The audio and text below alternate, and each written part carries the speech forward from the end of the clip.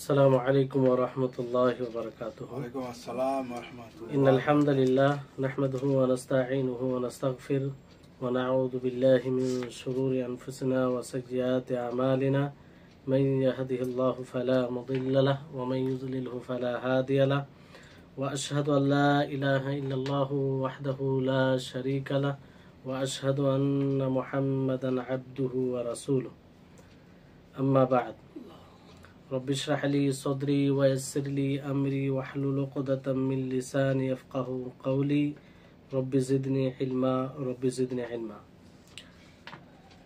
সম্মানিত আজকের ক্লাসে উপস্থিত দিনপ্রেমী ভাই সকল, সর্বপ্রকারের হামদ প্রশংসা সেই আল্লাহ তাবারক ওয়া তাআলার জন্য, যিনি আমাদেরকে এত লোকের মাঝে এমন একটি ক্লাসে বৈঠকে উপস্থিত হওয়ার তৌফিক দিয়েছেন, যে বৈঠকে ক্বালা রাসূল আল্লাহ রাসূল সাল্লাল্লাহু আলাইহি ওয়াসাল্লাম কি বলেছেন সেটার ব্যাখ্যা, তার মর্ম আমরা জানার চেষ্টা করি। সেজন্য আমরা সকলেই আল্লাহর শুকরিয়া জ্ঞাপন করব। আমরা সকলে বলি আলহামদুলিল্লাহ। আলহামদুলিল্লাহ। তারপরে আমাদের সকলে প্রাণপ্রিয় নবী করিম মুহাম্মদ সাল্লাল্লাহু আলাইহি ওয়াসাল্লাম, তিনার উপরে অসংখ্য শান্তি ধারা বর্ষিত হোক, যে তিনি আমাদেরকে এমন বাণী দিয়ে গিয়েছেন যে বাণী আমাদের সকলের জন্য সফলতার একটি কারণ। আজকে ইনশাআল্লাহ আমরা একটি গুরুত্বপূর্ণ হাদিস পড়ব। আমরা জানি যে বিগত কয়েক সপ্তাহ থেকে ইমাম নববী রাহিমাহুল্লাহর বই, যে বইয়ে 40টি হাদিস তিনি একত্রিত করেছেন, আর সেই হাদিসগুলো ইসলামের মৌলিক বিষয়কে তুলে ধরা হয়েছে। সেই হাদিসগুলোতে যে হাদিসের ব্যাখ্যা জানা আমাদের জন্য অনেক উপকারী হবে। তো সেই হাদিসের মধ্যে আমরা 9 নম্বর 10 নম্বর হাদিস পড়ছিলাম। তো অনেকটাই আমরা এই হাদিস বিষয়ে জেনেছিলাম, কিছু বিষয় বাকি ছিল, সেটা সম্পূর্ণ করে আগের হাদিস আমরা পড়ব ইনশাআল্লাহ। যে হাদিসটি আমরা পড়ছিলাম সেটি হচ্ছে যে আল্লাহ তাবারক ওয়া তাআলা তয়্যিব ছাড়া, পবিত্র ছাড়া কোনো জিনিস কবুল করেন না। আর আল্লাহ তাআলা মুমিনদেরকে সেটাই হুকুম দিয়েছেন যা রাসূলগণকে হুকুম দিয়েছেন, যে তোমরা হালাল পবিত্র জিনিস ভক্ষণ করো এবং সৎ কর্ম করো। তারপরে নবী করিম মুহাম্মদ সাল্লাল্লাহু আলাইহি ওয়াসাল্লাম কিছু দোয়া কবুলের কারণ বর্ণনা করে বলেন যে যদি কেউ হারাম ভক্ষণ করে তাহলে তার দোয়া কবুল হওয়ার সম্ভাবনা কম রয়েছে। বুঝতে পারলেন? সেই হাদিসটা আপনারা পড়েছেন। তো এখানে কিছু বিষয় রয়েছে। এই হাদিসের উপকারিতা আমরা ব্যাখ্যার সময় অনেকটাই জানতে পেরেছি। তার মধ্যে এই হাদিস থেকে যেটা বিষয় ফুটে আসে সেটা হচ্ছে যে আল্লাহ তাআলা মাখলুক থেকে মুখাপেক্ষীহীন, যে আল্লাহ তাবারক ওয়া তাআলা কোনো জিনিস প্রয়োজন আছে তা নেই। আল্লাহ তাআলা একটা নীতিমালা বর্ণনা করে দিয়েছেন যে তিনি পবিত্র ছাড়া কবুল করেন না। এতে যদি কেউ অপবিত্র অর্থাৎ তয়্যিব না হয় আর সমস্ত আমল তয়্যিব ছাড়া হয়, তাহলে আল্লাহ তাআলা সেটা কবুল করবেন না। তো এখান থেকে বোঝা যাচ্ছে যে আল্লাহ তাআলা মুখাপেক্ষী নন, তিনি মুখাপেক্ষীহীন। তিনার যে বান্দার আমলের দরকার আছে তা নয়, এটা বান্দার তার নিজের উপকার। ভালো আমল করলে সে উপকার পাবে, ভালো আমল আল্লাহর নিকটে উপস্থাপন করলে সে নেকি পাবে। বুঝতে পারলেন? এই জন্য কোনো ব্যক্তি যদি আমল করে কিন্তু সেই আমলে শিরক থাকে, সেটা গ্রহণযোগ্য হবে? হবে না, সেটা গ্রহণযোগ্য হবে না। অনুরূপভাবে কেউ যদি চুরি করে, মাল চুরি করে, কারো কিছু চুরি করে সাদকা করে, সেটা কবুল হবে? হবে না। হারাম জিনিস সাদকা করে তো সেটা কবুল হবে না। অনুরূপভাবে এই হাদিস থেকে আমরা যেটা বুঝতে পেরেছি যে আমল দুই প্রকার, একটা হচ্ছে গ্রহণযোগ্য আর একটা হচ্ছে অগ্রহণযোগ্য। আল্লাহ তাআলা কি বলছেন যে তয়্যিব কে কবুল করেন, তয়্যিব ছাড়া কবুল করেন না। তো যেটা কবুল করবেন সেটা গ্রহণযোগ্য, আর যেটা কবুল করবে না সেটা অগ্রহণযোগ্য। বুঝতে পারলেন? তাহলে আমল আমাদেরকে ভেবে চিন্তে করতে হবে। এই জন্য বলা হয় আসল বিষয় আমল করা নয়, আসল বিষয় হচ্ছে যে আমার আপনার আমলটা কবুল হচ্ছে কিনা। বুঝতে পারলেন? আমার আপনার আমল কোরআন হাদিস অনুযায়ী গ্রহণযোগ্য কিনা, এটা আসল বিষয়। আমি অধিক আমল করে নিলাম, পাহাড় সমতুল্য আমল করলাম, আর সেটা মানে কবুল হওয়ার যোগ্য নয়, তাহলে লাভ আছে? আমি সারা জীবন ইবাদত করলাম, কিন্তু সেই ইবাদতে ইখলাস নেই, অন্য কাউকে দেখানোর জন্য, মানুষের কাছে সুনাম নেওয়ার জন্য আমি ইবাদত করলাম, ওটা কোনো কাজের হবে? কাজের হবে না। এই জন্য বলা হয় যে মানে আসল বিষয় আমল করা নয়, বরং আসল বিষয় হচ্ছে যে আমার আমলটা গ্রহণযোগ্য কিনা, এই বিষয়টা। বুঝতে পারলেন? তো এটা একটা বিষয়। আর আমল গ্রহণযোগ্য হয় যেমন আল্লাহ নবী করিম মুহাম্মদ সাল্লাল্লাহু আলাইহি ওয়াসাল্লাম বলেন, লা ইয়াকবালুল্লাহু সালাতা আহাদিকুম ইদা আহাদাসা হাত্তা ইয়াতাওয়াদ্দা, যে আল্লাহ তাবারক ওয়া তাআলা তোমাদের মধ্যে কারো সালাতকে কবুল করবে না যদি তার ওযু ভঙ্গ হয়ে যায়, যতক্ষণ পর্যন্ত সে ওযু না করবে। বুঝতে পারলেন? তো এটা হচ্ছে গ্রহণযোগ্য আমল।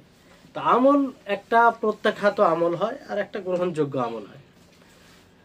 তারপরে আমরা এই হাদিস থেকে এটাও বুঝতে পেরেছি যে আম্বিয়াদেরকে আল্লাহ তাবারক ওয়া তাআলা যা আদেশ করেছেন, তাদেরকে যে বিষয়ের মুকাল্লাফ করেছেন, মুমিনদেরকেও সেই বিষয়ের মুকাল্লাফ করেছেন আল্লাহ তাআলা।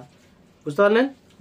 আর নবী করিম মুহাম্মদ সাল্লাল্লাহু আলাইহি ওয়াসাল্লাম সেটাকে পালন করতেন। যেমন নবী করিম মুহাম্মদ সাল্লাল্লাহু আলাইহি ওয়াসাল্লাম রাত্রে তাহাজ্জুদের সালাত আদায় করতেন। তো আপনারা শুনেছেন যে আল্লাহ নবী এত লম্বা কিয়াম করতেন যে আল্লাহ নবীর পা ফুলে যেত, কোনো হাদিসে এসেছে যে ফেটে যেত। তো আল্লাহ নবীকে জিজ্ঞাসা করা হয়, বলা হয় যে আপনার আগের পিছের সমস্ত গুনাহ আল্লাহ তাআলা ক্ষমা করে দিয়েছেন, তো এত কষ্ট কেন করেন? তো তিনি কি বলেন, আফালা আকুনু আবদান শাকুরা, আমি কি আল্লাহর শুকরগুজার বান্দা হব না, আল্লাহর শুকরিয়া জ্ঞাপন করব? তাহলে আল্লাহর নবীও মুকাল্লাফ ছিলেন যে তিনি এত ইবাদত করতেন। বুঝতে পারলেন? তো এই হচ্ছে বিষয়। এই জন্য হুযায়ফা বিন ইয়ামান তিনি বলেন যে তিনি একবার নবী সাল্লাল্লাহু আলাইহি সাল্লামের সাথে কিয়াম করেন, রাত্রে তাহাজ্জুদের সালাত আদায় করেন। তো তিনি বলেন যে নবী করিম মুহাম্মদ সাল্লাল্লাহু আলাইহি সাল্লাম সূরা বাকারা পুরো পড়েন, সূরাতুল বাকারা পুরো পড়েন এক রাকাতে। তারপর তিনি মনে করেন যে এবার মনে হয় রুকুতে যাবে, আবার তিনি তার মানে 100 আয়াত হওয়ার পর তিনি মনে করেন যে মনে হয় রুকুতে চলে যাবেন, কিন্তু রুকুতে গেলেন না, পুরো সূরাতুল বাকারা পরিপূর্ণ করলেন। বুঝলেন? তো তারপরে ভাবলেন যে রুকুতে মনে হয় চলে যাবে, তখনও রুকুতে গেলেন না, তারপরে সূরা নিসা পড়লেন। কি পড়লেন? সূরা নিসা পড়লেন, তো সেটাকে পূর্ণ করলেন। তারপর আল ইমরান পড়লেন, সেটাকে পূর্ণ করলেন। তাহলে এই তিন সূরা এক রাকাতে। আল্লাহু আকবার। তাহলে আম্বিয়া মানে কি, ওনারা ইবাদত করে আল্লাহর দাসত্বকে বাস্তবায়ন করেই এত উঁচু মাকাম মর্যাদা পেয়েছেন, এমনি নয়। তো এরকম আরো রিওয়ায়াত রয়েছে যেগুলো দ্বারা স্পষ্ট হয় যে রাসূলগণ কিভাবে আল্লাহর ইবাদত করেছেন, বিশেষ করে আমাদের শেষ নবী মুহাম্মদ সাল্লাল্লাহু আলাইহি সাল্লাম। বুঝতে পারলেন? তারপরে আরেকটি বিষয় এখান থেকে দেখলাম যে মানুষকে উদ্বুদ্ধ করার জন্য কিছু বাক্য ব্যবহার করা উচিত। যেমন ধরেন যে নবী করিম মুহাম্মদ সাল্লাল্লাহু আলাইহি সাল্লাম অন্যদেরকে উদ্বুদ্ধ করার জন্য কি বললেন, যে মুমিনদেরকে তাই আদেশ দিয়েছেন যা আম্বিয়াদেরকেও দিয়েছেন, রাসূলগণকে দিয়েছেন। তো একটা উদ্বুদ্ধ নয়, মানুষ শুনে কি মনে হবে যে রাসূলগণকে যেটা হুকুম দিয়েছে আমাদেরকে হুকুম দিয়েছে, তো একটু করতে উদ্বুদ্ধ হবে, ইমানে একটি বৃদ্ধি পাবে ইমানে, তাই না? তো অনুরূপ ভাবে এক ওয়াইজ যারা মানে মানুষকে ওয়াজ নসিহত করবে, মানুষকে বুঝাবে, তাকে এই ধরনের বাক্য ব্যবহার করা উচিত যাতে সামনেওয়ালা উদ্বুদ্ধ হয়।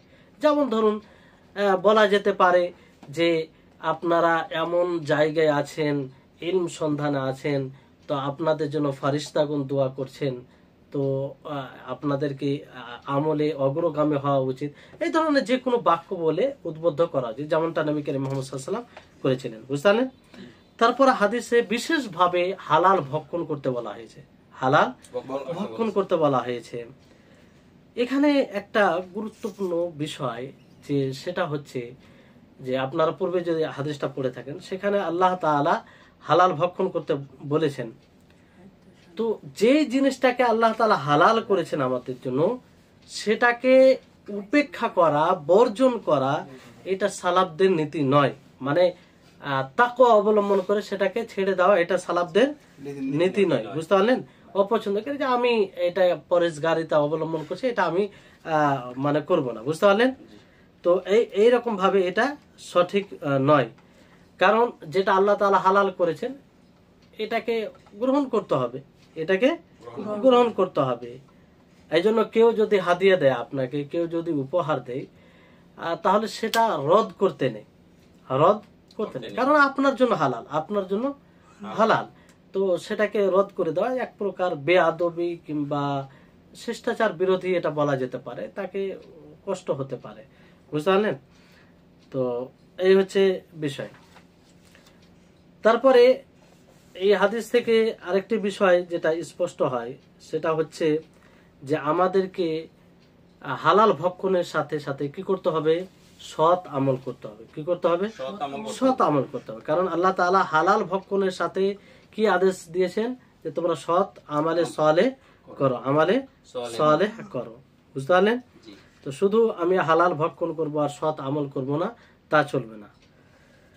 তারপরে বিশেষভাবে আমাদেরকে হালাল ভক্ষণ করতে হবে সবসময়, হারাম ভক্ষণ থেকে দূরে থাকতে হবে। হারাম ভক্ষণ করা থেকে দূরে থাকা আমাদের দোয়া কবুলের একটি অন্যতম কারণ। অন্যতম কারণ না? কারণ আল্লাহ নবী কি বলেন যে একজন মানুষ লম্বা দীর্ঘ সময় সফর করছে আর সে আসমানের দিকে হাত উত্তোলন করেছেন, আর সে আল্লাহকে বলছে ইয়া রাব্বি ইয়া রাব্বি, হে আমার প্রতিপালক, হে আমার, অথচ তার খাবার হারাম, তার পানীয় জিনিস হারাম। তো এইভাবে এই জন্য আল্লাহ তাআলা তার কি করে দোয়া কবুল করতে পারে? তো এখান থেকে বোঝা যাচ্ছে যে হারাম ভক্ষণ করা দোয়া কবুল হওয়ার মাঝে এটা প্রাচীর হয়ে দাঁড়ায়। বুঝতে পারলেন? কিন্তু এটা অসম্ভব নয়। অনেক সময় মানুষ হারাম ভক্ষণ করে তারপর আল্লাহ তাআলা কবুল করে, কিন্তু খুব কম, খুব কম। বুঝতে পারলেন? আর সফর এটা দোয়া কবুলের অন্যতম কারণ, যেগুলো বলা হয়েছে ওই হাদিসের ব্যাখ্যাতে বলা হয়েছে। এখানে একটা গুরুত্বপূর্ণ বিষয় সেটা হচ্ছে যে দুয়াতে হাত উত্তোলন করা, দুয়াতে হাত উত্তোলন করা। দুয়াতে আমরা হাত উত্তোলন কিভাবে করব?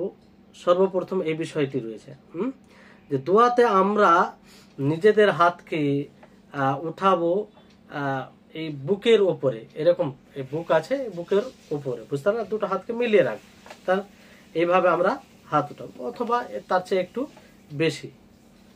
যা ইস্তেসকার নামাজে আরো বেশি, ইস্তেসকার যে দোয়া হয় তাতে আরো আমরা বেশি আসমানের দিকে উত্তোলন করব। দোয়াতে হাত উত্তোলন নিয়ে কয়েকটি মানে দোয়াকে কয়েক ভাগে বিভক্ত করা যায়। এক প্রকার হচ্ছে যে সব দোয়াতে আল্লাহ নবী হাত উঠিয়েছেন এটা প্রমাণিত আছে। এটা কি প্রমাণিত আছে? যে সব জায়গায় যে সব দোয়াতে আল্লাহ নবী নিজে হাত উত্তোলন করেছেন। আরেক প্রকারের দোয়া হচ্ছে যেখানে হাত ওঠার কোনো প্রমাণ নেই, কোনো প্রমাণ নেই। তৃতীয় প্রকার হচ্ছে যে যেই দোয়ার ব্যাপারে না হাত ওঠার ব্যাপারে কিছু আছে, না হাত না ওঠার ব্যাপারে কিছু আছে, কিছুই নেই, শুধু দোয়া আছে। বুঝতে পারলেন? তো প্রথম যেটা যেখানে আল্লাহ নবী হাত উঠিয়েছেন এটার প্রমাণ আছে, যেমন এর উদাহরণ যে ইস্তেসকা যখন বৃষ্টি বর্ষণে দোয়া করা হয় তখন হাত উঠিয়েছেন আল্লাহ নবী, এটা প্রমাণ আছে কি নেই? প্রমাণ আছে। তো এই সব জায়গায় আমাদেরকে হাত উত্তোলন করতে হবে, এতে কোনো অসুবিধা নেই, বরং হাত উত্তোলন করা এটা উত্তম আর দোয়া কবুলের একটি অন্যতম একটি কারণ। বুঝতে পারলেন? দোয়া কবুলের সম্ভাবনা বেশি রয়েছে। আল্লাহ নবী জুমাতে ইস্তেসকা করতেন, বৃষ্টি বর্ষণের দোয়া করতেন, তারপর হাত উঠাতেন, তাই না? কুনুতে নাজেলা এতে হাত উঠাতেন, ভিতর প্রমাণিত রয়েছে, সাহাবায়ে কেরাম উঠাতেন। সাফা মারওয়াতে মানে সাফা মারওয়া সাই করার সময় যখন দোয়া করতেন তো সে সময় হাত ওঠা।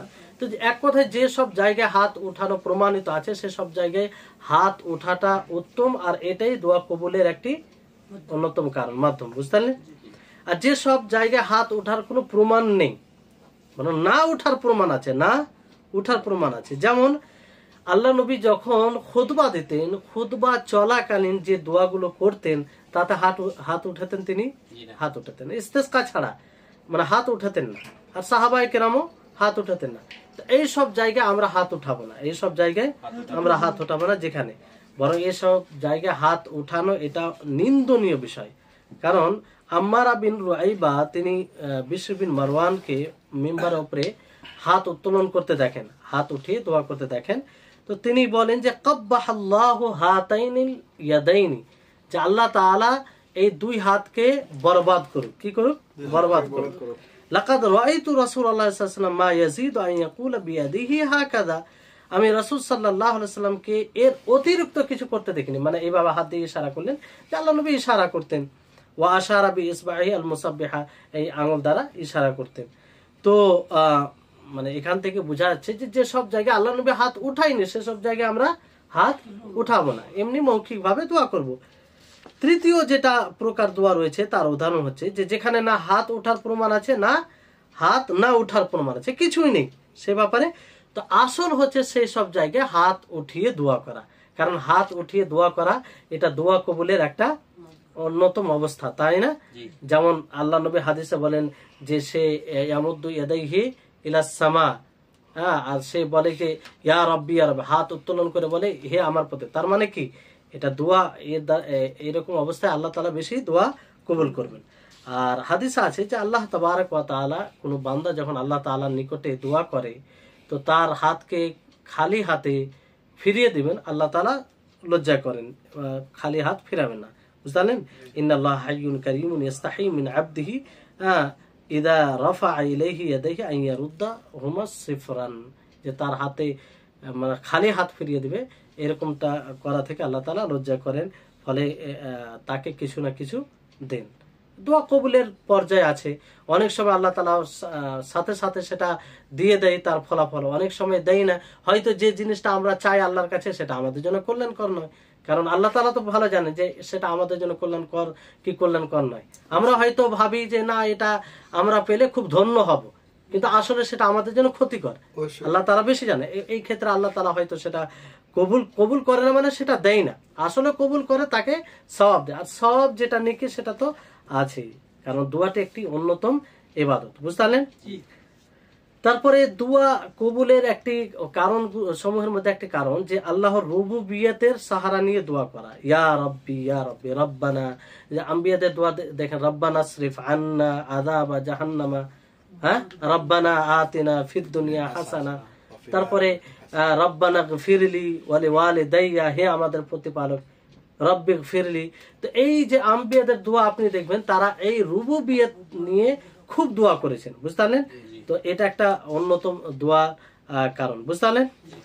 এবার পরবর্তী যেটা হাদিস, ছোট হাদিস, এই জন্য সাথে আমরা পড়ে নেব, খুব চমৎকার হাদিসটি। আর এই হাদিসকে যদি আমরা নিজের জীবনে বাস্তবায়ন করি তো আমরা পার্থিব কাজেও সফল হব এবং আখেরাতের কাজে তো সফল হবই, বুঝলেন? হাদিসটি কি? হাদিসটি হচ্ছে, এটি 11 নম্বর হাদিস। আন আবি মুহাম্মাদিন আল হাসান ইবনে আলী ইবনে আবি তালিব সিবতি রাসূলুল্লাহ সাল্লাল্লাহু আলাইহি ওয়াসাল্লাম ওয়া রাইহানাতিহি রাদিয়াল্লাহু আনহুমা قال حفظت من رسول الله صلى الله عليه وسلم দা মা ইয়ারিবুকা ইলা মা লা ইয়ারিবুকা। যে হাদিসটি পড়েছেন আপনারা পূর্বে, ওই পূর্বে যে 40টি হাদিস পড়ানো হয়েছে তাতে পড়েছেন আপনারা। হাদিসটি অতীব গুরুত্বপূর্ণ, আপনারা নিজেই বুঝতে পারবেন। হাদিসটি একদম ছোট, মানে হাদিসের শব্দ কি, দা মা ইয়ারিবুকা ইলা মা লা ইয়ারিবুক, এই এতটুক হাদিস, বুঝতে পারলেন? আপনি এক শ্বাসে এটা বলতে পারেন, দা মা ইয়ারিবুকা ইলা মা লা ইয়ারিবুক। তাহলে এই হাদিসের অর্থ আগে আমরা জেনে নিই যে আবু মুহাম্মদ হাসান ইবনে আলী ইবনে আবি তালিব থেকে বর্ণিত, যিনি রাসূল সাল্লাল্লাহু আলাইহি সাল্লামের নাতি, কি নাতি, সিবত বলা হয়, নাতিকে বলা হয়। বেটির ছেলেকে কি বলেন আপনারা? নাতি বলেন। আর বেটার ছেলেকে? আচ্ছা, আপনাদের এলাকায় তাহলে এই ব্যবহার হয়, নাতি উভয় পক্ষকে বলা। আমাদের এলাকায় ছেলেদের বেটা বেটিকে পোতাপতি বলে, আর মেয়ের বেটা বেটিকে লাতি লাতিন বলে, বুঝতে পারলেন? তাহলে এই কোথায় একটাই ব্যবহার হয়। যাই হোক, তো হাসান বিন আলী তিনি রাসূল সাল্লাল্লাহু আলাইহি সাল্লামের নাতি ছিলেন। ওয়া রাইহানাতি, এবং রাইহানা, রাইহানা কি অর্থে ব্যবহার করতেন মানে আসবে। তো তা থেকে বর্ণিত তিনি বলেন যে হাফিজ তুমির রাসূলিল্লাহ সাল্লাল্লাহু আলাইহি ওয়াসাল্লাম, আমি রাসূল সাল্লাল্লাহু আলাইহি ওয়াসাল্লাম থেকে স্মরণ করেছি, মুখস্থ করেছি। কি মুখস্থ করেছি? দা, ছেড়ে দাও, প্রত্যাহার করো, প্রত্যাখ্যান করো, মা ইয়ারিবুক, যেটা তোমাকে সন্দেহতে ফেলে দিবে কিংবা তোমাকে সন্দেহের মধ্যে নিয়ে আসবে। এবার কার দিকে যাবে? এলা মা লা ইয়ারিবুক, সেই বিষয়ের দিকে যাবে যেটা তোমাকে সন্দেহের মধ্যে ফেলবে না, তোমার মধ্যে সন্দেহ নিয়ে আসবে না। বুঝতে পারলেন? তো কত চমৎকার একটা নীতি, যে যেটা সন্দেহযুক্ত, যেটা তোমাকে সন্দেহ তে নিয়ে আসবে সেটা ছেড়ে দাও, আর যেটাতে সন্দেহ নেই সেটা অবলম্বন করো। বুঝতে পারলেন? তো এই হাদিসে দেখেন হাসান ইবনে আলী, ইনার সম্পর্কে আপনারা জানেন, যেহেতু রাসূল সাল্লাল্লাহু আলাইহি ওয়াসাল্লামের নাতি, আর সিবত বলা হয় নাতি, আপনাদের ভাষায় হয়তো নাতি বলেন, কোথায় নাতি বলা হয়, আমাদের এলাকাতেও ছেলের পক্ষ থেকে হলে সেটা পোতাপতি হয়ে যায়, মানে মেয়ের ছেলে, মেয়ে সিবত ছেলের ছেলেকেও বলা হয়, ছেলের ছেলেকেও বলা হয়, যেমন আপনাদের ভাষায় একটাই, মানে দুটোর ক্ষেত্রে। তো সিবত দুটোর ক্ষেত্রেই বলা হয়। বুঝতে পারলেন? তো নবী করিম মুহাম্মদ সাল্লাল্লাহু আলাইহি ওয়াসাল্লাম ইনার ব্যাপারে কি বলেছেন? ইন্নাবনি হাদা সাইয়্যিদুন, যে এই আমার ছেলে, ইনি সর্দার হবেন। তাহলে নাতিকে ছেলে বলা যাবে, নাতিকে ছেলে বলা যাবে। আমাদের এলাকায় অনেকে দেখবেন যে মানে আজীব প্রথা একটা, দাদা পোতাকে কি বলে? ভাই। এটা কোথা থেকে এলো আল্লাহু আলাম। দাদা ভাই বলে না, ছেলে বলতে পারে, সন্তান বলতে পারে। যেমন নবী করিম মুহাম্মদ সাল্লাল্লাহু আলাইহি ওয়াসাল্লাম মেয়ের ফাতেমা রাদিয়াল্লাহু তাআলা আনহার ছেলেকে কি বলছেন? ছেলে বলছেন, যে ইন্নাবনি হাদা সাইয়্যিদুন। আর ভাই কি মানে কোন অ্যাঙ্গেলে বলে আমি কিছু বুঝতে পারি না, কোন দিক দিয়ে ভাই বলে? ভাইটা হয় কোন দিক দিয়ে? আচ্ছা, ইসলাম আল মুসলিম আকুল মুসলিম, এই ক্ষেত্রে তো ঠিক আছে, সকলে এক অপরের ভাই, কিন্তু এই ভাই যেটা প্রচলিত হয়ে গেছে, কিন্তু এটা মানে এই হিসাবে যদি আত্মীয়তার দিকে দেখা যায়, রক্তের সম্পর্ক হিসাবে, তাহলে ছেলে বলতে পারে। কি বলতে পারে? ছেলে। কিন্তু ভাইটা মানে ওই অ্যাঙ্গেল দিয়ে তো বলে না যে সকল মুসলিম এক অপর ভাই, এটা দিয়ে নয়। এটা কিভাবে বলে আল্লাহু আলাম। হ্যাঁ, তো এইরকম মানে প্রচলিত থাকে, সেটা চেঞ্জ করা দরকার। তো ইনার সম্পর্কে বলেন যে সাইয়ুসলিহুল্লাহু বিহি বাইনা ফিয়াতাইনি মিনাল মুসলিমিন, যে আল্লাহ তাবারক ওয়া তাআলা এর দ্বারা, অর্থাৎ হাসান বিন আলী, অর্থাৎ আলী রাদিয়াল্লাহু তাআলা আনহুর ছেলে, ওনার দ্বারা কি করবেন? দুই মুসলিম জামাতের মধ্যে সংশোধন করবেন।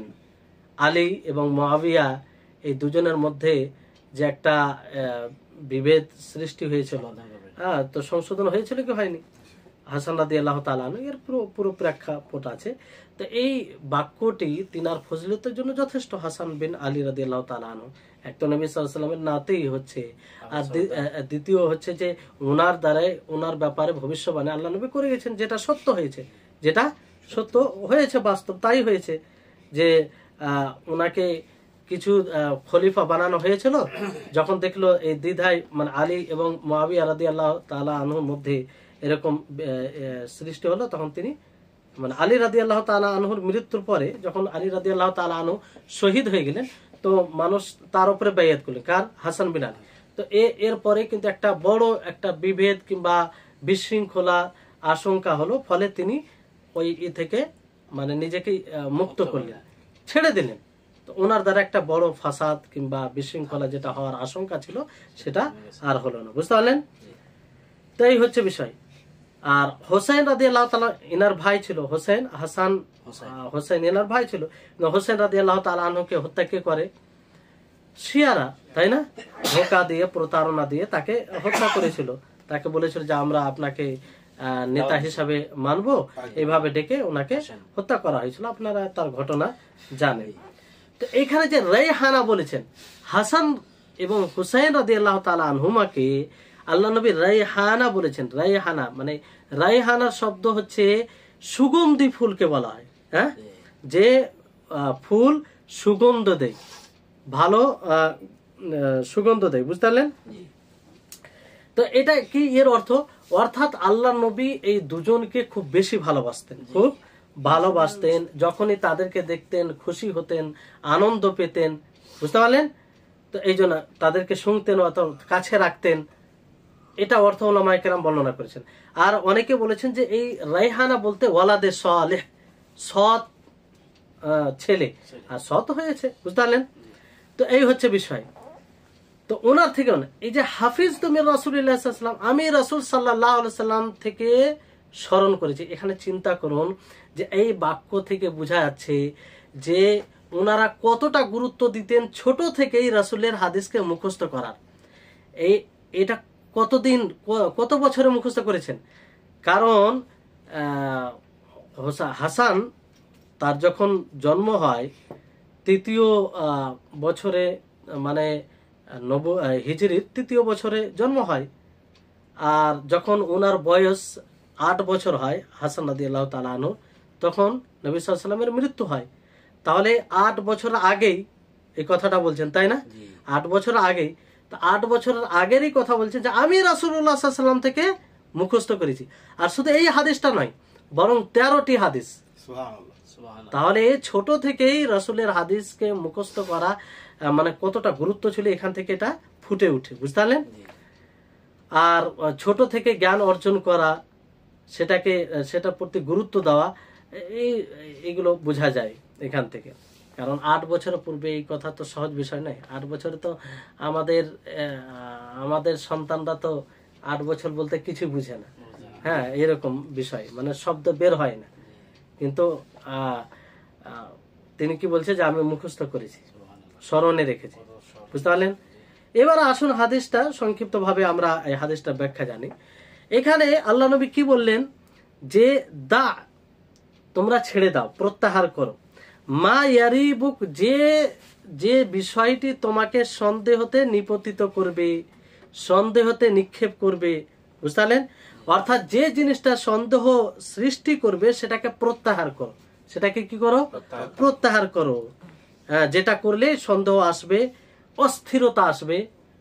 হয় না কিছু কাজ করে মানে মনের মধ্যে একটা অস্থিরতা আসে যে কেন করলাম, মনে হয় এটা ঠিক হলো না, এরকম একটা অস্থিরতা কাজ করে। তো এইরকম বিষয় হলে সেটাকে প্রত্যাহার করো, ছেড়ে দাও। আর সেটাকে ছেড়ে কোন দিকে যাবে? আল্লাহ নবী শুধু একটাই পথ বললেন না, বরং সেখান থেকে কোথায় যাবেন? সমাধানের পথ দিলেন।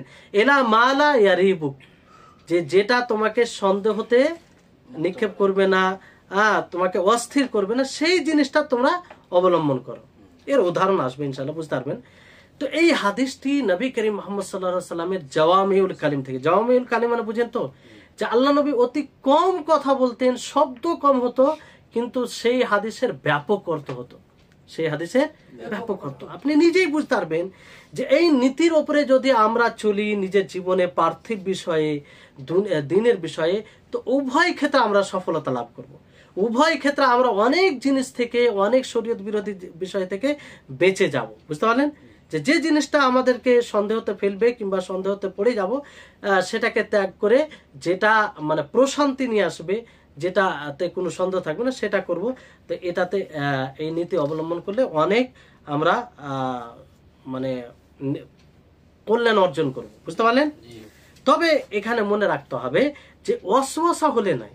এক প্রকার ওয়াসওয়াসা আছে না, যে বারবার শয়তান ওয়াসওয়াসা দিতে থাকে, তোমার উযু নেই মনে হয়, নাই বারবার এটা বলে। তো এই ওয়াসওয়াসার প্রতি গুরুত্ব দিতে হবে না। এটা সন্দেহ একটা আলাদা জিনিস, বুঝতে পারলেন? সন্দেহ যেটা মানে অস্থির করে দেয়, কি করে দেয় না, অর্থাৎ এমন এই যে করেনি, কিংবা আরবিতে বলা হয় যে আশাক্কুল মাবনি আলা তুহমা, যে এমন সন্দেহ যেটা তুহমতের উপরে নির্ভর করে, মানে একটা তুহমত লাগানো, কিংবা তুমি করনি, করা উচিত ছিল কেন করলেন, এরকম বিষয়, বুঝতে পারলেন? তাহলে এখানে দেখেন যে এই বিষয়ে এই সন্দেহ কখনো ইবাদতে হয়, কখনো মামলাতে হয়, আবার কখনো অন্য অন্য বিষয়ে হয়, বুঝতে পারলেন? জ্ঞান অর্জন ভালো করে শুনবেন, উদাহরণ সহ, তাহলে বুঝতে পারবেন। যেমন ধরুন এক ব্যক্তি কি করলো, তার উযু নষ্ট হয়ে গেছে, তারপরে সে সালাত আদায় করলো। কি করলো? সালাত আদায় করলো, তারপরে তার সন্দেহ হচ্ছে যে সে উজু নষ্ট হওয়ার পরে উজু করেছে না উজু করেনি। কথাগুলো শুনছেন তো ভালোভাবে? জি ওস্তাদ। বুঝতে পারবেন না ফের যে এক ব্যক্তি তার উজু নষ্ট হয়েছে, সলাত আদায় করলো, সলাত আদায় করার পরে তার সন্দেহ হচ্ছে যে সে উজু করেছে কি করেন, সন্দেহ তার মধ্যে চলে এসেছে। তো এখানে সন্দেহ একটা এলো, বুঝতে পারলেন? তো এবার যদি উজু করে থাকে তাহলে তার সলাত বিশুদ্ধ হবে, সঠিক হবে। আর যদি উজু না করে থাকে তার সলাত বাতিল হবে, বুঝতে পারলেন? তো এখানে অস্থিরতা হচ্ছে না, কালাক এক প্রকারের অস্থিরতা, হ্যাঁ, প্রশান্তি নেই যে দুটোর মধ্যে কোনো একটা হলেই তো সমস্যা, মানে একটা হলে যদি উজু করে থাকে তো ভালো হবে, কিন্তু তো এটা মানে বিশ্বাস নেই। তো এই জায়গায় কি করতে হবে? এই জায়গায় সন্দেহ কোন জিনিসটা আমাকে ফেলছে যে উজু করেনি, উজু না উজু করেছি, এটা সন্দেহটা আমাকে ফেলছে। মানে এটা তো এক প্রকার যদি এটাকে নিই তাহলে সন্দেহটা পড়ে যাচ্ছে যে মনে হয় করিনি, মনে হয় করিনি। তার মানে নামাজ বিশুদ্ধ হলো, এটা আমাকে সন্দেহতে পড়ছে যে নামাজ বিশুদ্ধ হলো কি হলো না, কারণ উজু আছে কি না এটাতে তো সন্দেহ হলো। তো নামাজ হলো কি হলো না এটাতে সন্দেহ পড়ে গেলাম, এটা সন্দেহের জিনিস। কিন্তু সন্দেহের জিনিস কোনটা নয় যে আমার উজু ভেঙে গেছে। তার মানে এটাকে যদি নিই তাহলে উজু করে আবার সালাত আদায় করব, তাহলে কোনো প্রকার আর সন্দেহ থাকলো না, অস্থিরতা থাকলো না, একদম আমি নিশ্চিত যে আমি আবার উজু করে সালাত আদায় করলাম, আমার সালাত গ্রহণযোগ্য শর্ত অনুযায়ী। কথা বুঝতে পারছেন? তাহলে যেটাতে সন্দেহ নেই সেটা আমরা গ্রহণ করব, সেটা আমরা গ্রহণ করব। এর যেমন এই উদাহরণটাকে উল্টো করে দেন যে একজন ব্যক্তি সে উজু করলো, উজু করার পরে সে সালাত আদায় করলো, তারপরে তার সন্দেহ হচ্ছে যে তার উজু নষ্ট হয়েছে কি হয়নি, নষ্ট হয়েছে কি হয়নি।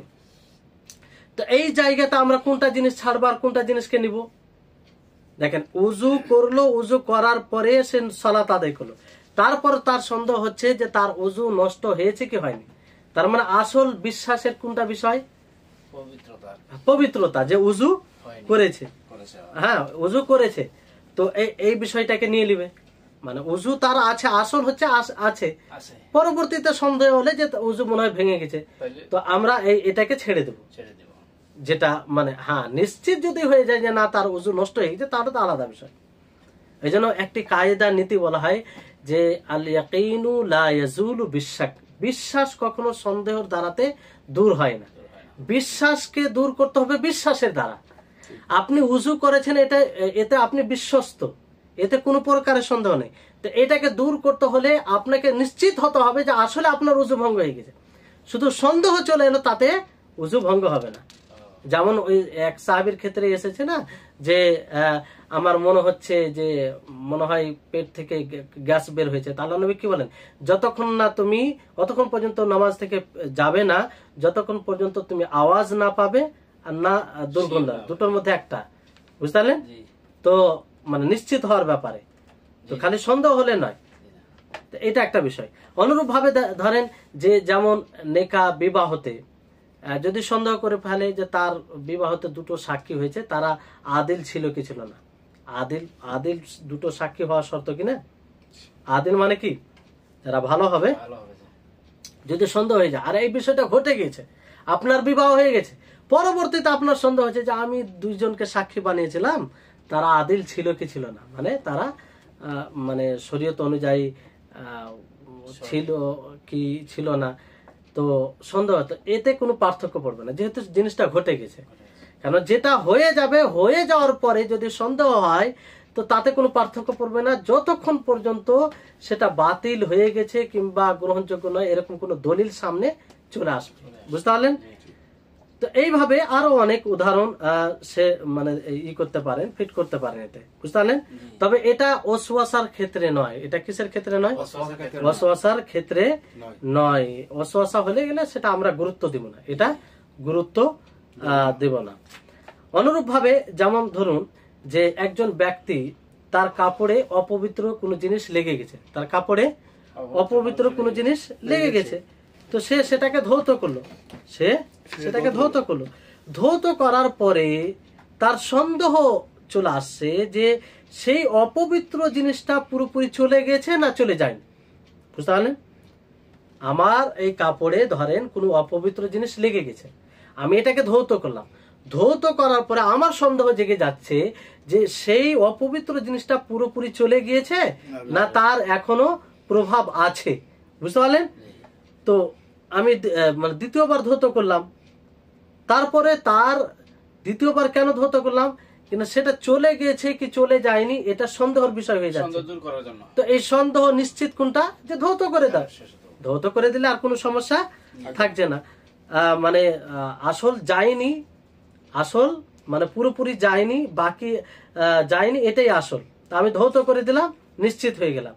আর যদি এটা না করতাম নিশ্চিত হতে পারতাম না, সন্দেহের মধ্যে থেকে যেতাম। তো আসলের দিকে ফিরে যেতে হবে। কার দিকে ফিরে যেতে হবে? আসলের দিকে ফিরে যেতে হবে। তাহলে এই হচ্ছে মানে এটা একটা এমন একটা নীতি যেটা খুব সুন্দর নীতি, আর এটা একটা ইসলামের সৌন্দর্য। এটা শুধু শরীয়তের ক্ষেত্রে নয়, আপনি দুনিয়াবী ক্ষেত্রে, পার্থিব বিষয়ের ক্ষেত্রে এই নীতি অবলম্বন করতে পারেন। আর এই নীতি অবলম্বন করে আপনি অনেক ক্ষতি থেকে বেঁচে যাবেন এবং অনেক কল্যাণ অর্জন করতে পারবেন। বুঝতে পারলেন? আর এই হাদিস থেকে যেটা স্পষ্ট হচ্ছে যে দিন ইসলাম কখনো চায় না যে কোনো ইসলামকে অনুসরণকারী তারা সন্দেহের মধ্যে, দ্বিধার মধ্যে আমল করুক, কোনো সময় চায় না। এই জন্য আল্লাহ নবী নীতিমালা বলে দিলেন যে দা মা ইয়ারিবুক ইলা মা লা ইয়ারিবুক, যে জিনিসটা সন্দেহ সৃষ্টি করবে সেটাকে প্রত্যাহার করো, আর সেই জিনিসটা অবলম্বন করো যেটাতে সন্দেহ নেই। বুঝতে পারলেন? তারপরে ধরেন যেটা আর একবার বলে দিই যে যদি করার পরে সন্দেহ জাগে তো সেটাতে কোনো পার্থক্য পড়ে না, যতক্ষণ পর্যন্ত আপনি নিশ্চিত না হবেন যে আসলে, যেমন তাওয়াফ পূর্ণ হয়ে গেছে, তাওয়াফ কমপ্লিট করে দিয়েছে, তারপরে তার সন্দেহ জাগছে যে আমি 6 চক্কর লাগালাম না 7 চক্কর লাগালাম। এটা কিন্তু হয় অনেক সময়, শয়তান মানে ওয়াসওয়াসা দেয়। আর মানে যতবার অনেকবার নিশ্চিত থেকেছে, তারপর মাঝে মধ্যে এগুলো হয়েছে, মানে ওয়াসওয়াসা শয়তান দিয়েছে। তো কমপ্লিট হয়ে যাওয়ার পরে আর কোনো পার্থক্য পড়ে না, কারণ এগুলো শয়তানের ওয়াসওয়াসা। হ্যাঁ, যদি নিশ্চিত হয়ে যায় যে না আমি আসলে 6 করেছি, কোনো এরকম দ্বারা বুঝতে পারে, তাহলে তখন তাকে করতে হবে। কিন্তু এক সন্দেহ চলে এলো শুধু, তাহলে এটাতে কোনো পার্থক্য পড়ে না। বুঝতে পারলেন? তো এই হচ্ছে বিষয়। আজকের এই হাদিস 11 নম্বর হাদিস আমরা পূর্ণ করলাম। এগুলো ছোট ছোট হাদিস, আপনারা মুখস্থ করতে পারেন। আর এই হাদিসগুলো মুখস্থ থাকলে অনেক বিষয়ে আপনাদের সহযোগী হবে। আর বিশেষ করে নবী করিম মুহাম্মদ সাল্লাল্লাহু আলাইহি ওয়াসাল্লামের হাদিস এগুলো, যেগুলোকে জাওয়ামিউল কালিম বলা হয়, যে আল্লাহ নবীর শব্দ কম কিন্তু তাতে অনেক অর্থ নিহিত রয়েছে, যেটা ব্যাপক জিনিসকে শামিল করে। আল্লাহ তাবারক ওয়া তাআলার নিকটে আমরা দোয়া করব, আল্লাহ যেন আমাদের সকলকে নবীর হাদিস বুঝার এবং নবীর হাদিস অনুযায়ী জীবনযাপন করার তৌফিক দান করেন। আর সর্বোপরি আমরা সেই নবীর দোয়ার অন্তর্ভুক্ত যেন হয়, যেই হাদিসে আল্লাহ নবী দোয়া করেছেন, যারা আমার কথাকে শুনবে, স্মরণে রাখবে, অন্যকে পৌঁছে দিবে, তারা যেন সফল হয় এবং তারা যেন ভালো থাকে। তো সেই দোয়ার যেন আমরা অন্তর্ভুক্ত হয়। আল্লাহ তাআলা সার্বিকভাবে আমাদের সকলকে ইবাদতে এগিয়ে থাকার তৌফিক দান করুন। ওয়া আখিরু দাওয়ানা আলহামদুলিল্লাহি রাব্বিল আলামিন।